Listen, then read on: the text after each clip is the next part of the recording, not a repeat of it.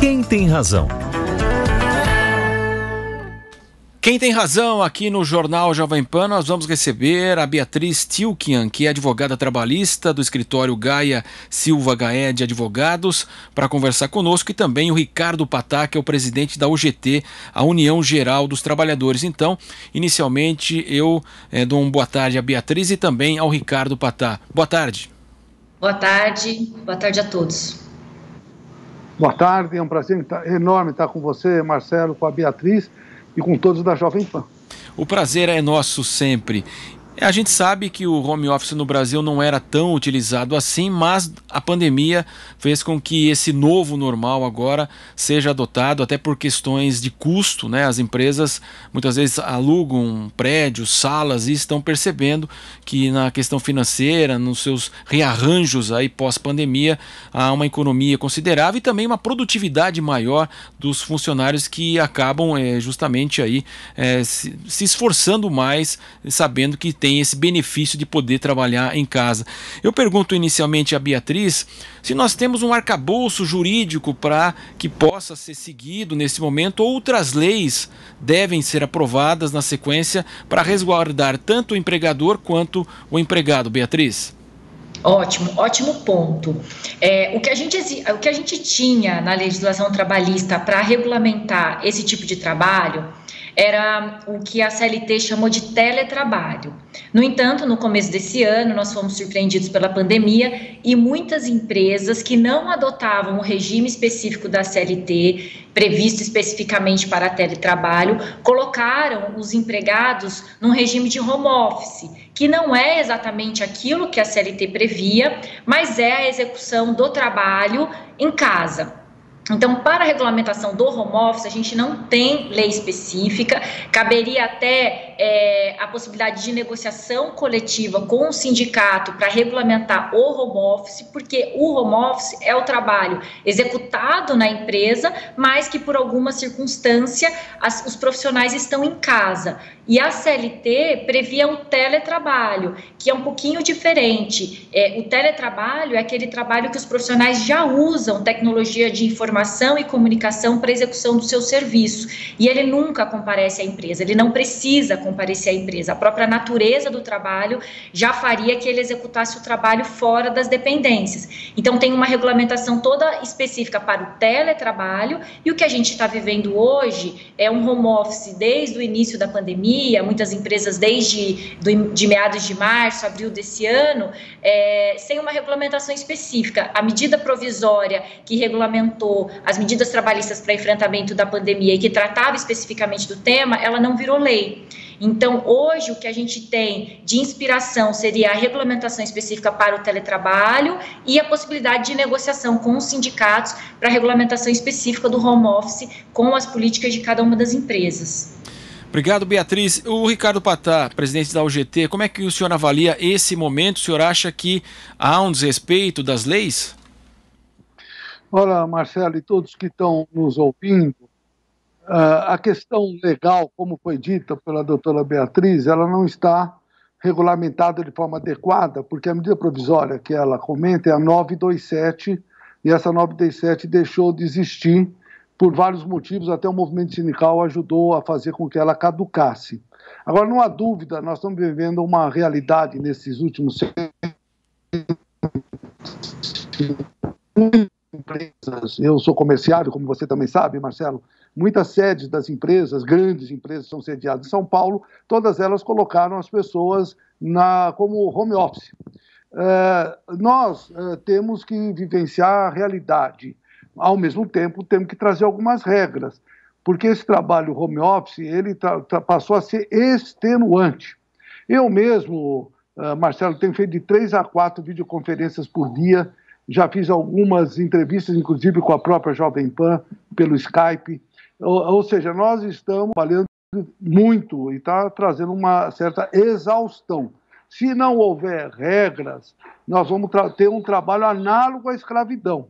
Eu não contra o home office, nem o teletrabalho, desde que algumas regras sejam estabelecidas. Porque realmente, Marcelo, você que é um jornalista experiente, apesar de ser jovem, sabe do que eu estou comentando, porque Todas as ações que estamos desenvolvendo, elas são através do home office, por conta, inclusive, das pessoas que estão em risco, não é? Por conta de várias situações. Grandes redes de supermercados que estão funcionando desde a abertura, desde a questão da pandemia, têm certas atividades, não só do escritório, que estão sendo colocados em home office ou suspendendo o contrato de trabalho por conta da pessoa estar numa das situações de risco. Então, nós precisamos sim conversar, adaptar. Como foi dito também, é fundamental. Nós temos aí, no caso dos comerciários de São Paulo, o nosso acordo coletivo vence dia 30 de agosto. Então, é importante que a gente, na próxima convenção, já coloque essa figura do home office e de que forma deve ser estruturado para evitar que hajam abusos. Marcelo. Obrigado, Patá. Beatriz, eu pergunto à senhora o seguinte, né? Vivemos uma situação totalmente atípica, até vários contratos estão sendo revistos, seja na área de concessões, porque ninguém imaginava isso é de uma força extrema, né? Nesse cenário, então, a legislação ela pode ser mais frouxa, o entendimento até da Justiça Trabalhista nesse sentido, embora a lei fale uma coisa, mas vivemos uma situação muito atípica mesmo. Na verdade, o meu entendimento seria o contrário. Se a gente esperar a Justiça do Trabalho se posicionar sobre o tema, o mais natural seria que os juízes aplicassem o que a gente já tem na lei. Então, significa que os profissionais que estão em home office, eles vão sofrer um controle de jornada da mesma maneira como estariam nas atividades presenciais dentro das empresas. Então, até faz parte do nosso aconselhamento que as empresas tenham cuidado com a rotina dos profissionais, porque isso vai ser avaliado como hora extra se for ultrapassado o período habitual e contratual de cada profissional, exceto para aqueles que a gente conseguir efetivamente caracterizar como teletrabalhador, porque para esses existe figura específica na CLT e esses não sofrem controle de jornada. Mas pelo que a gente está vivendo, o que nos parece é que o padrão seria, o padrão não seriam os empregados qualificados como teletrabalhadores, mas sim os empregados que até antes da pandemia executavam as atividades dentro da empresa e que agora estão executando o trabalho dentro de casa. Então, esses profissionais, idealmente, deveriam executar a jornada dentro daquilo que está contratado. Se considerar como regra 8 horas diárias, aquilo que for superior a 8 horas deve ser remunerado como hora extra. Na nossa experiência, os juízes do trabalho devem acolher esse tipo de posicionamento, porque isso é a regra geral da CLT. E cabe ao empregador este controle de jornada, zelar pela execução correta e colocar os limites sob pena de haver o pagamento das horas extras. Sem dúvida, Patá, em relação a benefícios, né? Algumas empresas cortaram benefícios. Você avalia que, uma vez que o home office seja adotado de uma forma mais permanente ou passe a ser adotado para esse profissional, então isso precisa ser discutido. Então, você vai ficar na sua casa, vale alimentação, não te pago mais, vale transporte. Como é que fica essa questão, Patá? Olha, esse é um tema que, a meu ver, veio para ficar. Mesmo que venha a vacina, mesmo que a gente tenha o retorno das pessoas nos seus locais de trabalho, com certeza muitas empresas vão adotar o office. Saiu uma reportagem recentemente até de um escritório de advocacia que tinham 500 metros quadrados e as pessoas até devolveram o prédio e vão trabalhar com certeza em home office e vão talvez adotar a utilização de alugar alguns espaços menores para essa finalidade presencial. Tem duas questões que são importantes ser colocadas. Hoje nós estamos com plataformas cuja tecnologia de ponta permite perceber qual é o tempo que a pessoa está utilizando a própria plataforma e está usando esse tal do home office. Não há dúvida que tem aí a jornada de trabalho, que pode ser 8 horas, 6 horas, mas é muito diferente, e por isso nós vamos precisar regrar nas convenções coletivas, você trabalhar 8 horas no home office e 8 horas presencial. Esse home office trabalhado 8 horas é extenuante, como disse, muitas vezes pode ser comparado ao trabalho análogo à escravidão. Então nós vamos precisar criar algumas regras dos limites, diferenciar da jornada de trabalho presencial para a jornada de trabalho em home office. E não há dúvida que tem certas situações que vão deixar de ser pago e já estão deixando. Como você mesmo disse, Marcelo, o Vale Refeição, tem certas empresas que já não estão dando mais para quem está trabalhando em casa sob home office. Todas essas regras, como é uma coisa nova, nós vamos ter que criar quais as regras novas para ser colocadas. A empresa vai ter, com certeza absoluta, diminuição de alguns custos, como esse exemplo que eu comentei. Tem certas empresas que vão deixar de pagar o aluguel porque não vão contar presencialmente com os trabalhadores. Então, já tem um benefício a favor da empresa. O trabalhador precisa ter uma complementação também, porque trabalhar em casa todos os dias, aparentemente, parece que é uma maravilha. Mas o que você interfere na vida familiar, o que você interfere na sua rotina, não é? É uma questão nova que precisa ter novos regramentos. Mas eu tenho certeza absoluta que o home office veio para ficar.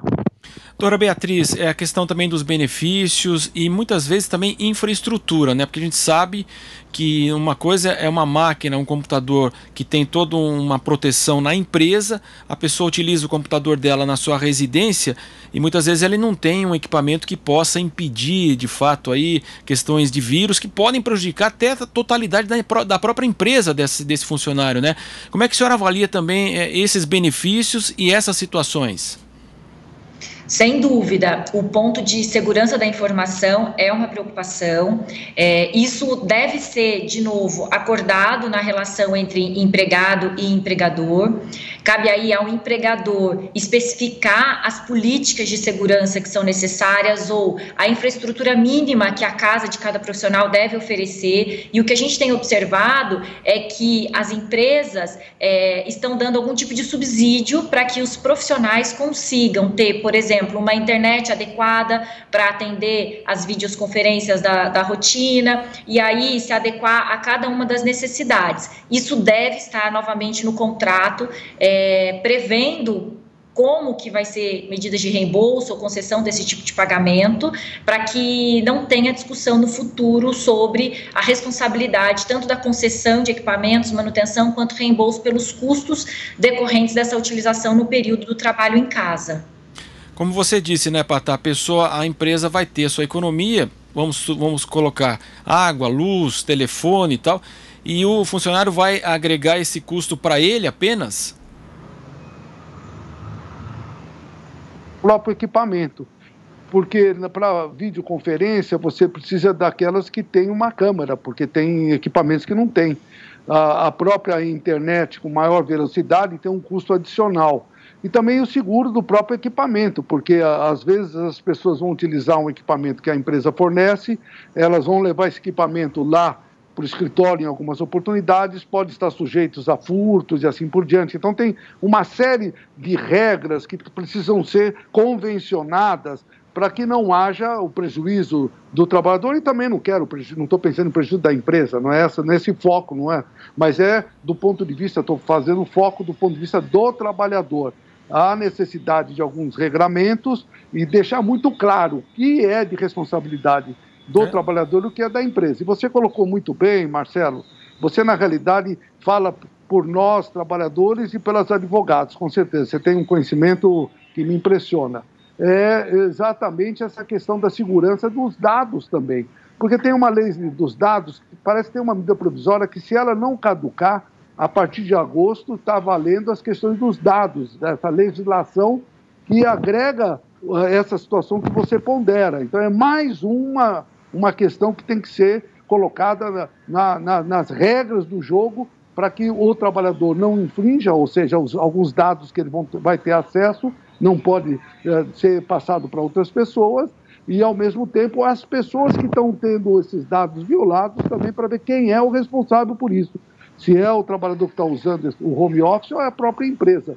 Então é mais complexo do que a gente imagina. De qualquer forma, é uma situação que, a meu ver, está cada vez ela sendo melhorada. As plataformas que nós temos hoje para videoconferência são de qualidades impressionantes, não é? E também tem isso da plataforma, muitas vezes, para certas reuniões, para saber quem é que vai pagar a plataforma, se é a empresa ou é o funcionário. Tem muitos dados a serem debatidos e discutidos, mas uma coisa é certa: essa situação vai perdurar. Doutora Beatriz, então essa mesma questão, como é que a senhora avalia os gastos, os benefícios? Isso vai ter que ser discutido numa lei ou então categoria por categoria? Essa divisão aí, a empresa vai deixar de pagar mais luz, vai transferir esse custo para o funcionário, ele vai passar para a empresa? Como é que a senhora avalia esse cenário? Hoje não há nenhuma obrigatoriedade do empregador fazer isso, mas existe o bom senso, existe o interesse do próprio empregador na concessão de alguns benefícios para a manutenção da própria segurança e bem-estar do profissional, porque o que a gente está vivendo hoje realmente é algo bem inesperado. Mas provavelmente o home office, quando tudo isso passar e for permitido o trabalho em segurança de todos os profissionais presencialmente, também acredito que o home office veio para ficar, mas não da forma como a gente executa. Provavelmente as empresas vão optar por 1, 2, 3 vezes na semana, uma maneira híbrida de contratação. E aí os benefícios vão ser adequados. Por exemplo, vale transporte. Se eu não me desloco até a empresa, não há necessidade do recebimento do vale transporte. Adequação do plano de saúde para aquilo que for mais proporcional à nova rotina daquele profissional que passa parte da jornada em casa, parte da jornada dentro das dependências. Então, tudo isso pode ser adequado. E aí, talvez, a necessidade mesmo das negociações coletivas para aquelas empresas que não querem esperar uma legislação específica sobre o tema e que já têm a necessidade, em razão do número de profissionais, de regulamentar seu tema com segurança, fazendo uma norma coletiva para adequar os profissionais às regras que forem importantes tanto para a empresa quanto para os empregados, atingir um meio termo para que possa unir o lado positivo do home office, que muitos profissionais querem estar mais próximos da família, querem evitar o trânsito, querem ter uma rotina um pouco mais flexível, junto com o interesse da empresa, que também, obviamente, há uma redução de custo, mas também há uma questão de engajamento do profissional. O empregador também se preocupa com o engajamento do profissional e quer conceder o bem-estar. Então, se o home office é uma das políticas que pode ter esse alcance, ele vai ser adequado, mas na minha percepção, não como a gente está vivendo hoje, né? A gente está vivendo um estado de pandemia, então tudo está um pouquinho diferente do que é o imaginado. Na minha expectativa, o home office veio, ele vai ser muito mais presente, porque a experiência foi em grande parte positiva, mas provavelmente em algumas vezes da semana e não da maneira como a gente ainda está vivendo, né? Patá, vocês da União Geral dos Trabalhadores, né? Então, esse assunto já está sendo judicializado? Olha, judicializado ainda não, mas está muito debatido e discutido, e nós estamos construindo, dentro das convenções coletivas próximas, como eu disse, dos comerciários a partir de setembro, os próprios bancários também em setembro, tem muitas categorias que já estão debatendo com muito mais profundidade esse tema, porque é fundamental as questões não só dos benefícios que deverão ou não estar incorporados, mas a própria saúde do trabalhador. Como eu disse, é um trabalho extenuante, então precisa ter algumas regras para que a gente possa construir. Uma das questões que nós vamos desenvolver é a capacitação, porque exige, inclusive, uma nova forma de compreender as relações do capital e trabalho utilizando esses instrumentos. E até quero te adiantar, Marcelo, que nós vamos fazer o primeiro mutirão virtual. Você já acompanhou os nossos mutirões no ano passado, esses mutirões virtuais com qualificação e capacitação também virtual. Ou seja, o mundo realmente está na 4ª revolução industrial e nós temos que utilizar isso a favor da sociedade, não que vai prejudicar ou não a empresa. Nós temos que perceber o que vai ser de benefício para a sociedade. E enquanto trabalhador, com certeza absoluta, essas ferramentas têm que ser da melhor forma, da melhor qualidade, sem que prejudique a sua saúde e a saúde da sua família. Doutora Beatriz, a gente sabe que houve uma mudança na lei, trabalho intermitente, né, e também outras formas. A senhora acredita que possa haver a utilização do home office como uma forma de precarização das relações trabalhistas? Na verdade, o meu ponto de vista é que o home office ele veio também para ajudar os trabalhadores que querem agregar qualidade de vida às suas atividades profissionais, não precisando, por exemplo, gastar 2, 3 horas no transporte por dia para executar as atividades, conseguindo executar essas atividades na sua casa ou num ponto de apoio mais próximo. A gente sabe também que existem hoje algumas estruturas para coworking, então eu posso ir até uma estrutura, realizar o meu trabalho, é mais perto da minha casa do que ir até a empresa, e eu estou dentro de um ambiente adequado, um ambiente com internet, que eu possa acessar com segurança e silêncio, executar o meu trabalho. Então, não necessariamente o home office ele veio para precarizar. Qualquer medida, né, do empregador que venha para precarizar, a gente tem o seu trabalho para fazer a correção e aplicar aí as condenações para o pagamento de horas extras ou as indenizações, se for o caso. Mas na experiência, o que eu venho vendo e vivenciando muito intensamente nesse período de pandemia são as empresas preocupadas na concessão de boa qualidade de trabalho, continuar conseguindo ter a produção, porque a gente vivia também um momento de muita preocupação econômica, então as empresas precisam produzir, tinham como preocupação a possibilidade de manutenção das atividades, mesmo tendo deslocado para a casa dos trabalhadores. É óbvio, é uma adaptação para todo mundo, né? Os trabalhadores estão tentando se adaptar, os empregadores estão tentando se adaptar, é um momento de aprendizado, mas tirando alguma exceção, que, enfim, sempre existem as exceções para confirmar a regra, a experiência que eu venho acompanhando é positiva. Então, o home office é a forma mais segura hoje para não expor os trabalhadores ao contato com Covid e outras coisas que a gente está vivenciando nesse momento. E se houver algum excesso, o seu trabalho, obviamente, ela vai punir, ela vai corrigir e vai determinar indenizações. Muito bem, nosso tempo está se esgotando. Gostaria das considerações finais justamente do Ricardo Patá, que é o presidente da UGT, União Geral dos Trabalhadores, a respeito do home office. Patá. Bom, Marcelo, dentro da UGT nós temos uma série de categorias que utilizam essa nova forma, os telefônicos, por exemplo, os próprios comerciários e bancários, né? Então, nós estamos recebendo uma série de reclamações de alguns exageros.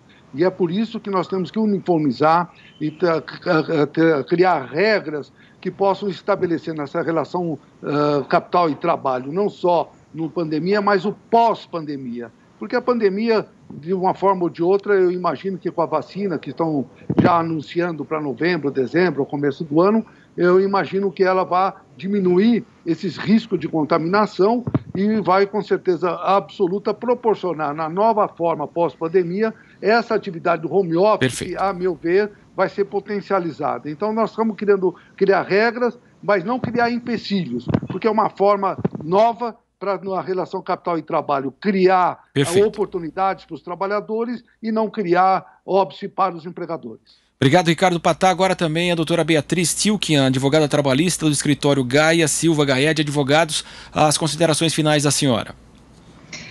Na verdade, o debate realmente é muito rico, é muito importante, em razão dessa experiência forçada que todos nós tivemos, mas o importante é utilizar isso para melhorar as formas de trabalho, facilitar tanto a produção para o lado dos empregadores quanto para o lado dos empregados. E a legislação trabalhista está aí colocando algumas limitações, e aí cabe às partes, obviamente, o apoio do sindicato, nesse momento também é muito importante para que se possa regulamentar de uma maneira equilibrada, permitindo que todos possam trabalhar da maneira mais adequada possível. Muito bem, agradecemos então a participação nesse Quem Tem Razão, da Beatriz Tilkian, advogada, e também o Ricardo Patá, que é o presidente da UGT, União Geral dos Trabalhadores. Muito obrigado, boa tarde a vocês. Tchau, tchau.